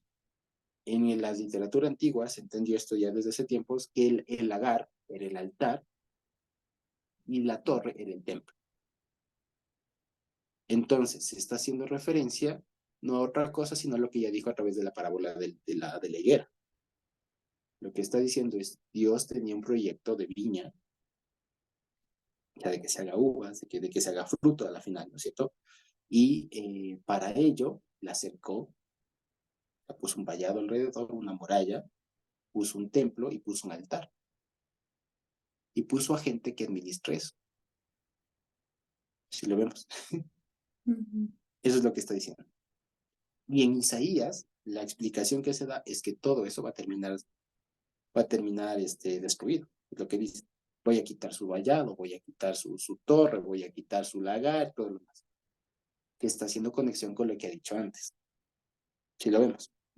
Ahora, la historia continúa y dice, y a estos trabajadores que no hicieron lo propio, o sea, si se quiere, esta es la otra parte, si se quiere, ¿ya? O mejor dicho, esta historia lo que hace es complementar lo de Isaías. En Isaías se ve lo que le pasa al lagar y a la torre y a eso. ¿De acuerdo? Y acá lo que retoma es el cambio que pasa con las personas que debían cuidar eso. Y aquí se ve que está hablándoles no a los fariseos, le está hablando a los sacerdotes, a los principales, a los escribas, a los que estaban en el templo. Entiendas, en el lagar, en la torre. Y lo que les dice es, ustedes van a ser destruidos porque por ustedes se va a matar al heredero.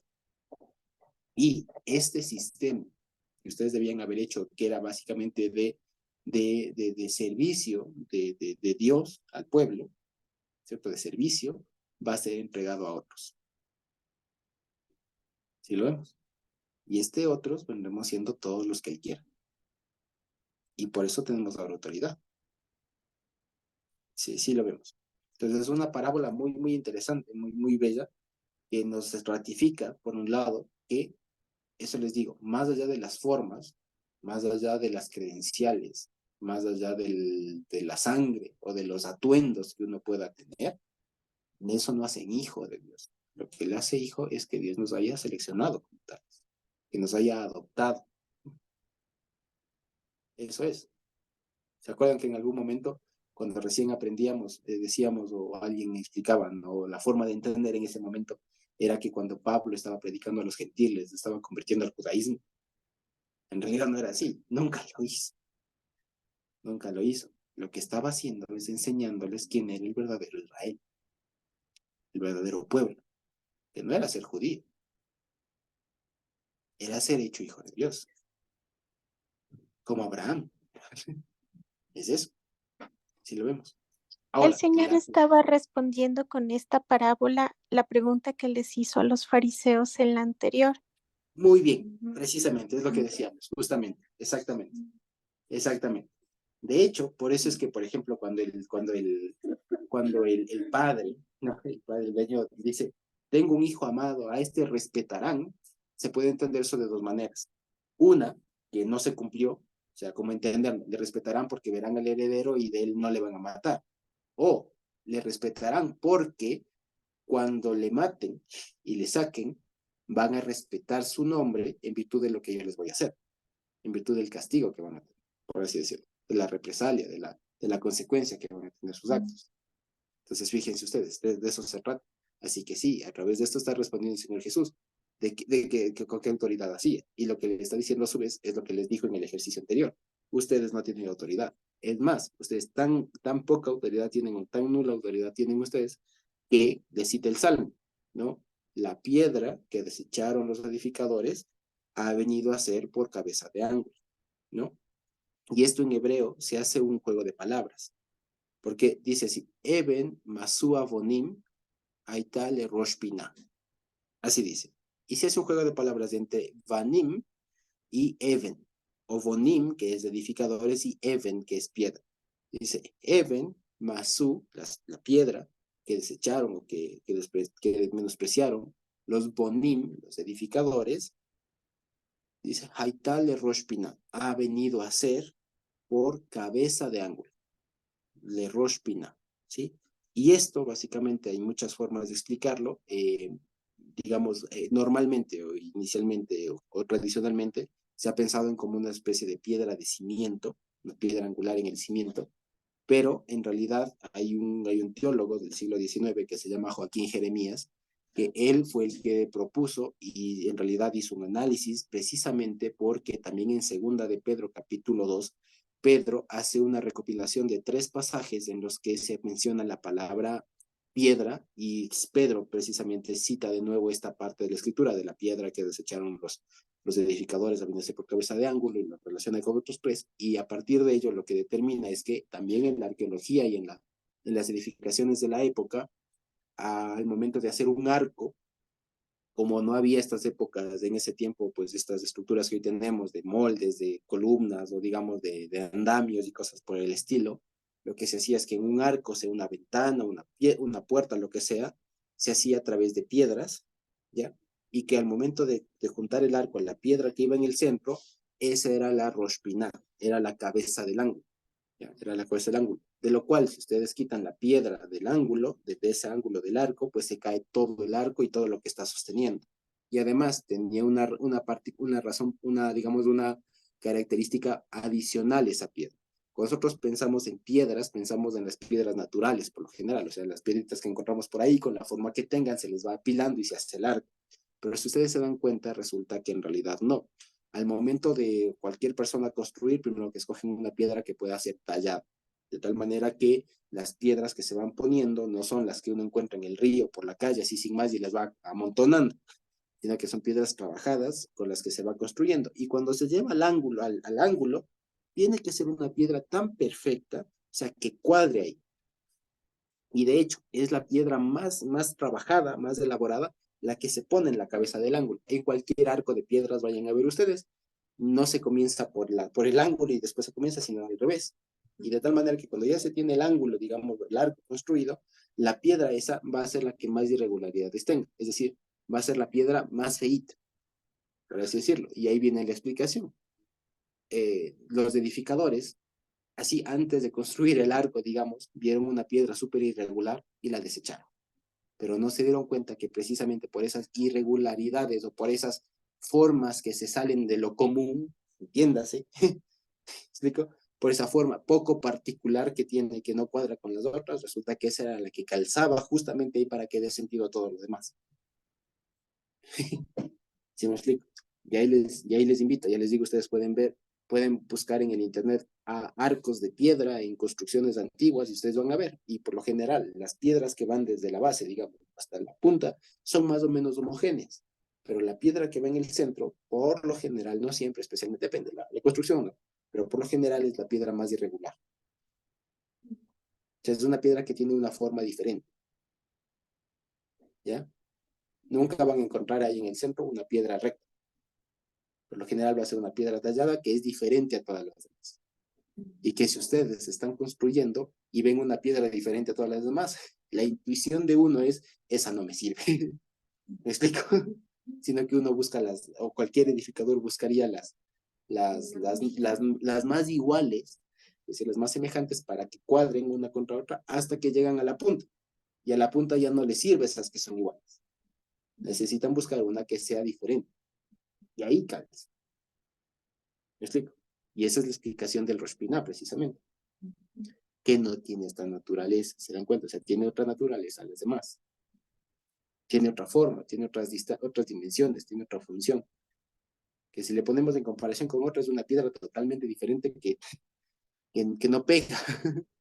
Pero que por lo mismo, cuando ya se arma la estructura, tiene todo el sentido. Si lo vemos. Eso básicamente es del Rosh Pinah. Y eso es lo que le está diciendo acá. Ustedes me están desechando a mí. Están desechando a Dios. Y cuando ustedes quitan a Dios de la ecuación, olvídense. Porque entre ustedes van a ver que son semejantes y que se cuadra la cosa.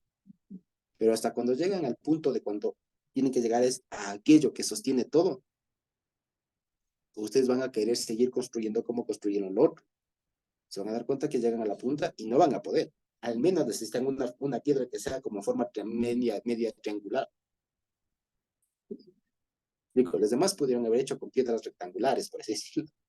Piedras, sí, rectangulares y tal, pero cuando llegan a la punta no pueden seguir poniendo rectángulos. Necesitan buscar otra piedra. Y ustedes, malos edificadores, quitaron la piedra principal porque no les cuadraba.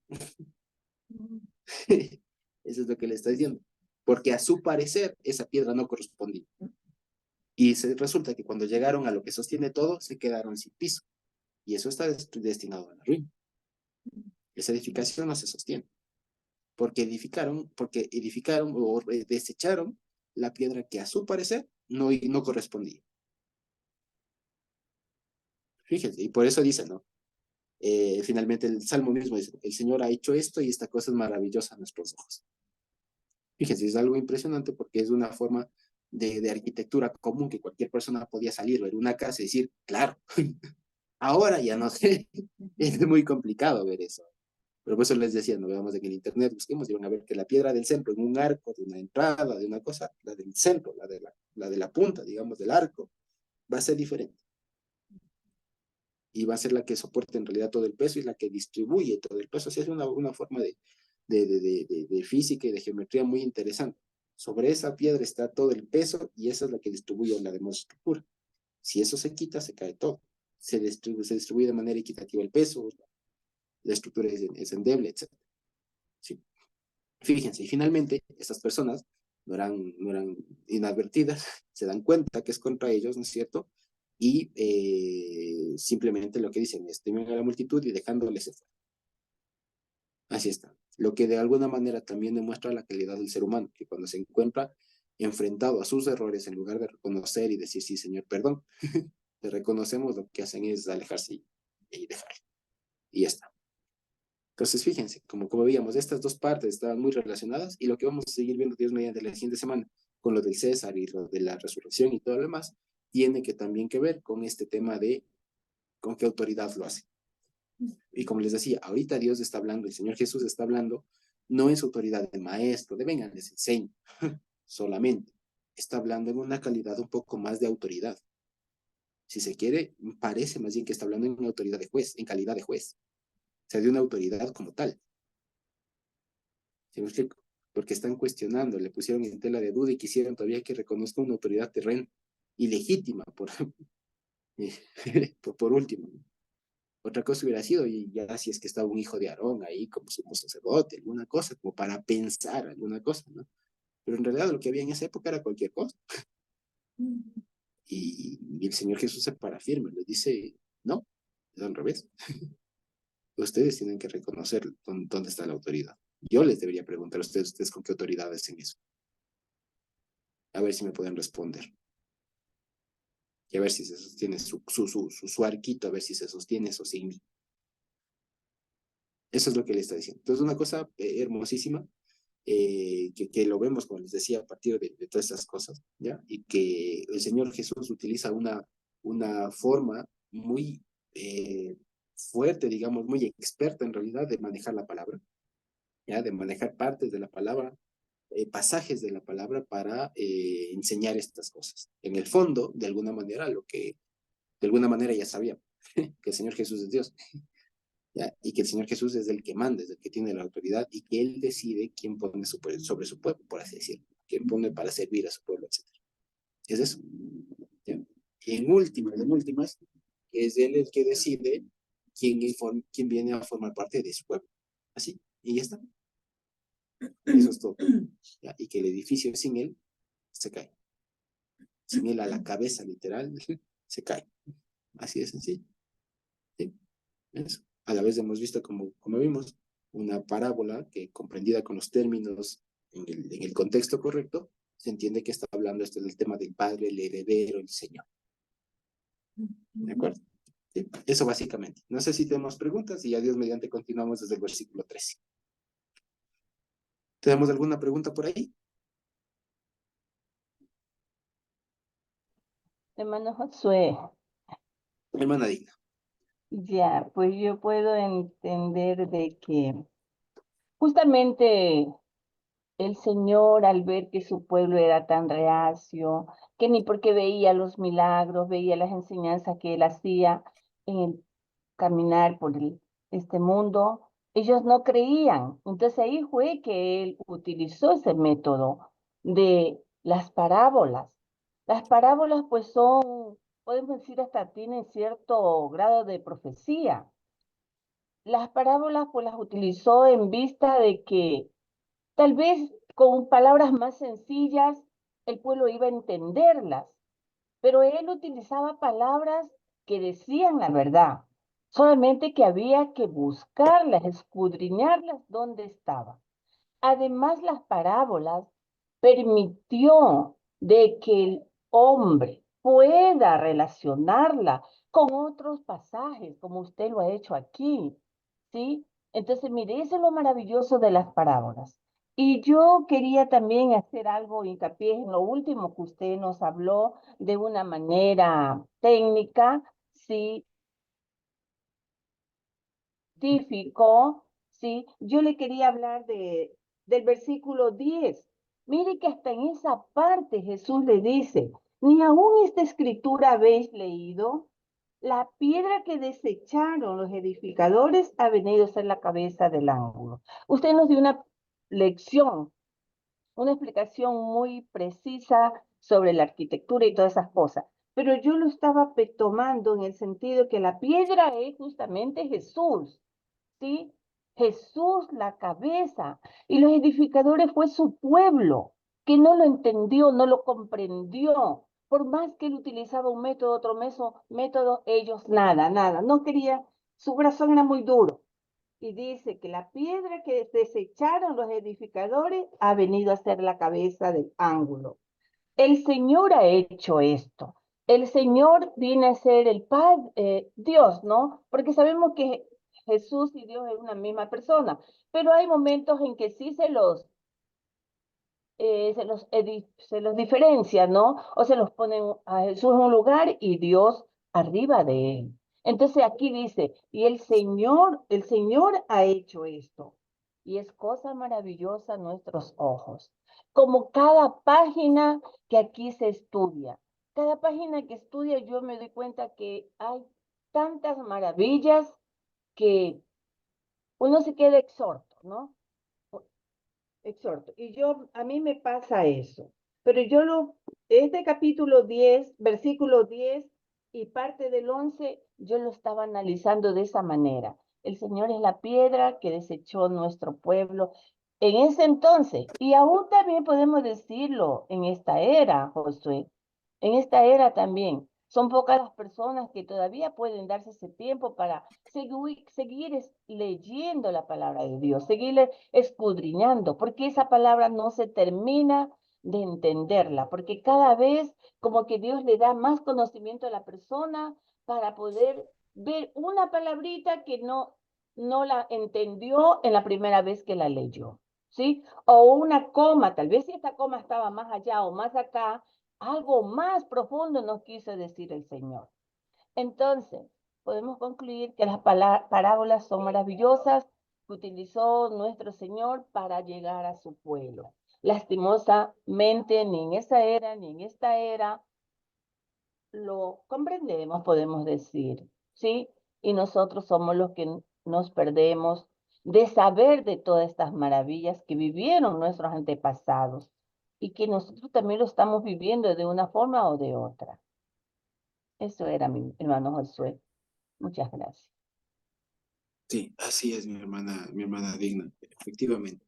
Sí, lo que, digamos, está ahí, digamos, en que, digamos, no lo explicite, pero es lo evidente, ¿no? Evidentemente, la roca es el Señor, la piedra del ángulo es Él, que viene siendo Dios mismo, ¿no? Él mismo es Dios y tal, y que a los ojos humanos, pues, es desechado, ¿no? Y en ese momento, digamos, si se quiere nada más afinar la cuestión, está refiriéndose no solo, digamos, si bien en general a esa parte del pueblo que no le recibió en su momento y que no le sigue recibiendo hasta ahora, está haciendo referencia mayormente a los bonim, a los edificadores, a los trabajadores de la viña, es decir, al liderazgo de alguna manera, ¿sí?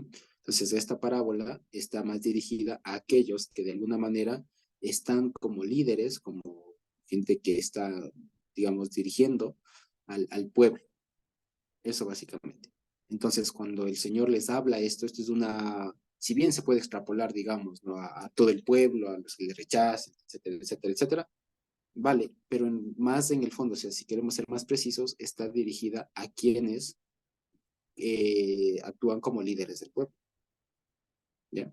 Es eso, básicamente. Y siempre, por eso les decía en el inicio, siempre es bueno que cualquier persona que ostente el título, por así decirlo, el cargo, el rol de líder de pueblo, de autoridad, de dirigente del pueblo, llámese pastor, líder, anciano, diácono, lo que sea, ¿ya? La calidad que sea, el título, el nombre que le otorguen, que genere, que, digamos, tenga una responsabilidad con el pueblo, siempre es bueno que, digamos, no se pierda de vista uno de manera sana, ¿no? Que uno se debe al Señor, que la autoridad viene del Señor, ¿ya? Que la autoridad, el permiso para actuar viene de Él. Y por otro lado, si es que hay alguien que comienza a compartir y tal, o enseñar o a despuntar, hay que preguntarse igual, ¿con qué autoridad lo hace? ¿Sí? Y que sea el Señor, pues, dirigiendo sobre todo su pueblo. Eso es lo que uno procura siempre, ¿sí? Y que una de las formas de saberlo es que la persona esté consciente de aquello y además que se ven sus frutos, así sin más. Pero el fruto más importante es que reconozca la cabeza del ángulo, a la piedra que es Cristo. Eso básicamente, eso es todo. Sí, y que dé fruto de aquello. Eso básicamente. Eso, entonces fíjense ustedes que esta parábola, como les decía, no para concluir, fue en su momento dada, pero se puede tranquilamente extrapolar hoy a cualquier tipo de liderazgo de que tenga alguna parte de un grupo humano que se llame pueblo de Dios. Esto se puede extrapolar al lado judío, explico, al pueblo judío, y se puede extrapolar al pueblo cristiano, ¿ya? Incluso a los católicos, ortodoxos, y todo lo demás, ¿ya? Se puede extrapolar tranquilamente porque se consideran pueblo de Dios. ¿Explico? Entonces habrá que ver en el liderazgo si es que en realidad están sujetos, con qué autoridad lo hacen, ¿ya? Y no por ánimo de cuestionarles ni decir ni nada, sino simplemente como un checklist, ¿no? Como una verificación, si se quiere. Una verificación como un estás seguro de que estás actuando bien, nada más por si acaso. Porque si es que no estás, pues el destino, o sea, la consecuencia es destrucción. Solo es eso, por así decirlo. De manera un poco irónica decirles, ¿no? O sea, a la final estamos jugando solo a la vida eterna, solo. Entonces hay que estar conscientes de que se esté actuando con la autoridad que corresponde. Lastimosamente, cuando a veces este tema de la autoridad y todo aquello se da por sentado y ya se hace una cuestión natural, pues ya no se está consciente de eso y lo que se hace es actuar, vivir y es. ¿Ya? Y eso pasa en pequeñas esferas y en altas esferas, en ámbitos chiquitos, grandes, pasa. Entonces, para evitar todo aquello, lo que hay que hacer es estar constantemente preguntándonos con qué autoridad hacemos las cosas. ¿Sí? Especialmente cuando Dios ha dado un puesto, un cargo, una responsabilidad a alguien. Eso, con qué autoridad se hace. ¿Sí? Y ahí no quedan, como les digo, ahí poco importan las credenciales, la indumentaria, los estudios incluso que alguien pueda tener.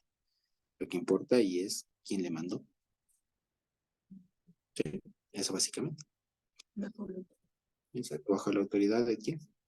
Sí, eso básicamente. Entonces, dicho todo ello, no sé si tenemos alguna pregunta más y si no, podríamos ir terminando por hoy. ¿Sí? Ok, entonces creo que podemos terminar. Bendito.